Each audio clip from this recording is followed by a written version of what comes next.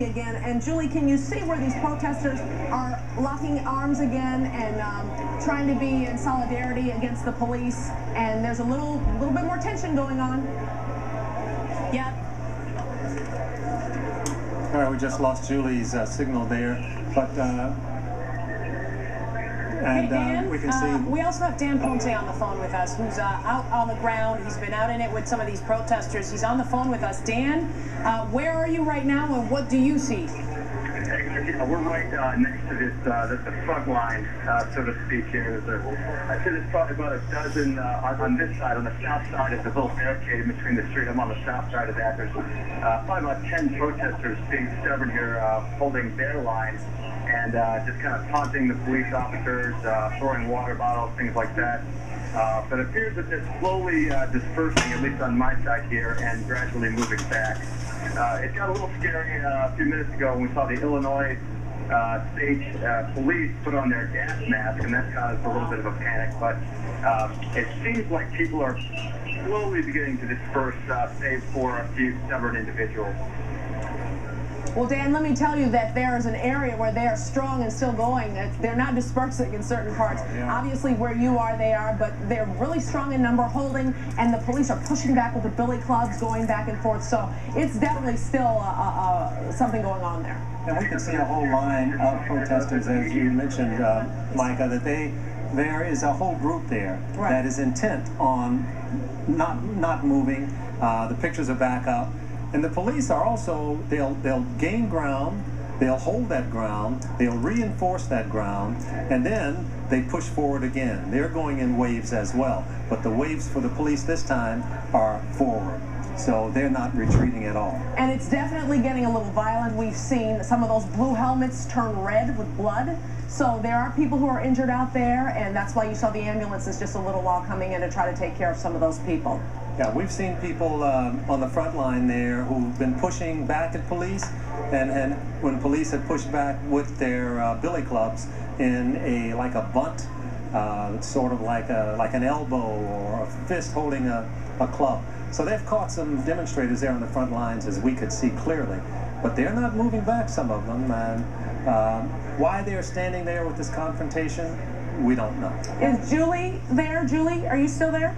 Yes, I am. Okay, do you see anything like we've described with the blood on the helmets or anything like that? Have you seen? Yeah, we're gonna take a look. We're gonna take a look down below. We want to show you what's going on here in the hallway, the alley rather, right next to the building round. This is the triage unit for these folks who you might consider the anarchists in this group. They are nearby. They're not leaving their fellow members here in the actual rally, but what they're doing is treating head wounds, probably people suffering from maybe dehydration. They are right below us. And there are certainly, I'm looking at a dozen, maybe a dozen or so people. They bring their own medics in. We watched it last night in the rally. This is the interesting part of this. The way they handled it was they would surround an injured person. They would call it the privacy wall. And in this privacy wall, they would surround the person and ask them if they wanted medical attention from a professional. And by that means the Chicago Police, Ambulance, Fire Department, whoever it may be at the time. That person assesses their own situation, and these people who are their medics with duct tape of red crosses on their hats and on their vests, they're the ones who are treating them if they need it. And that's what's going on right now in this alleyway. So they're now putting covers over most of these people, but I'm looking at head wounds and face wounds. Again, a lot of gauze bandages, people who are down on the ground and need some help. But again, there is, and what's interesting here is Chicago police are actually blocking off this alley from people on the ground, allowing them to go ahead and treat themselves. Police are cooperating to give them some privacy that they want and need. It's all happening in this alley right near us. Again, and just feet away is the actual rally itself, where the protesters are still pushing back against police as they're getting shoved out onto, what street is this over here? West on Cermak to Wabash, I think. I think it's Wabash. A big question, of course, is how long does this last? At what point do they give up?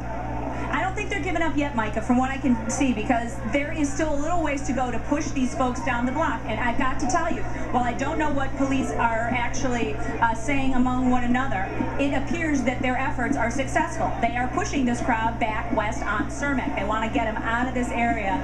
So it does appear that we're seeing a mild success. And McCarthy does not look stressed out by this at all. No, yeah, he's cheering for his gang. Let me tell you something interesting that's going on here.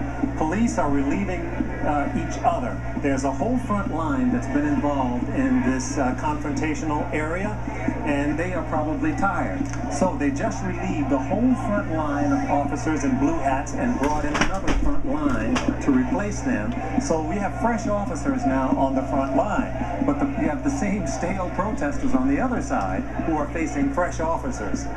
So let's go to Gaynor Hall right now, which you're looking at that picture right now with somebody on the ground and police surrounding them. And Gaynor, it's my understanding that you're not too far from where that's at.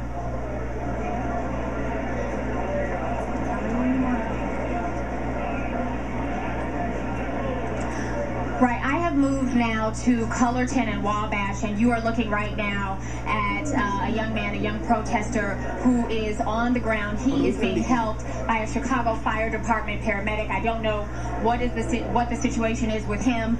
In the last few minutes, we saw another protester being loaded into an ambulance, suffering some kind of injury. I don't know if it's heat-related or something else, but this has really been something to watch because Chicago police, we were pretty much at 22nd in Michigan, and all you saw was a sea of blue helmets just pushing protesters, advancing and pushing the protesters and everyone on the sidewalk down north. And so we got caught up and just started moving north, and this is where we are now.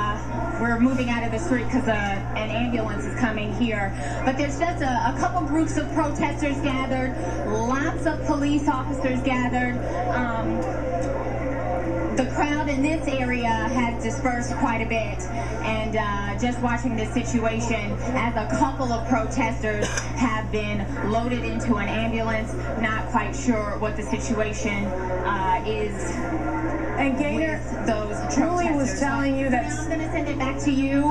We again are at 22nd, or Cullerton rather, Cullerton and Wabash. Much more police officers in this area than protesters. More police officers than protesters where we are right now, so that's a good sign. And Gaynor, excuse me, I know that you said that you can't really tell some of the injuries, that you've been able to see a couple people loaded, or at least one person loaded into an ambulance. From best you can tell, though, that individual was alert, was talking. I mean, are we talking about life-threatening injuries, or are we talking cuts, scrapes, bruises, things like that? I saw him lift his head and talk. No, that's how it is. It doesn't get wet. All right, it looks like we lost Gaynor. They're bringing in another. No, Lourdes, it did not. Lourdes, it did not appear to be life-threatening injuries, but I'm not sure what the case is. They're moving up another entire flank of officers there in the rear. The demonstrators can't even see them, but they are being surrounded even more so than they realize at this point. So if you see there are at least three, and possibly four different almost platoons of officers who have moved in and taken up positions here. So these folks who have elected to remain don't even know how much force there is. And I don't know if you guys have noticed this as well, but in the last 5 minutes or so, it has seemed to calm or ease up a little bit, where we haven't seen those waves of protesters pushing back at police. Is this an indication that maybe things are starting to calm down? I don't know, because at any moment these folks waves. Yeah, it goes in waves. They could get sparked up right away and start pushing back at police. Let's go to Tom Negevin, who is live out there on the scene on the ground. He's been pretty close to where these protesters and these police are battling each other. Way beyond close, you guys. Caught me off guard. I was just shooting a little bit more video. One of our cameras actually got smashed in a scuffle. It's confused with that right now.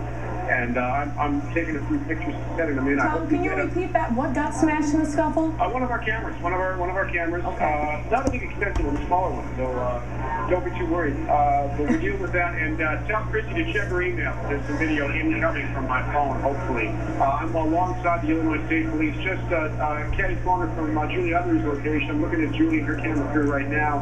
And the State Police, the reinforcements have arrived. And I want to tell you something else. I just got a text from a friend of mine who's in the military who heard that I'm downtown.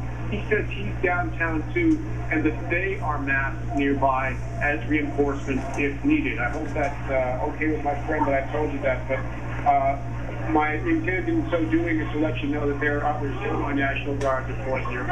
The State Police right nose to nose with me, about to be nose to nose with the protesters who choose to remain. I'm looking at them as well, and they seem a little bit at a loss as to what to do.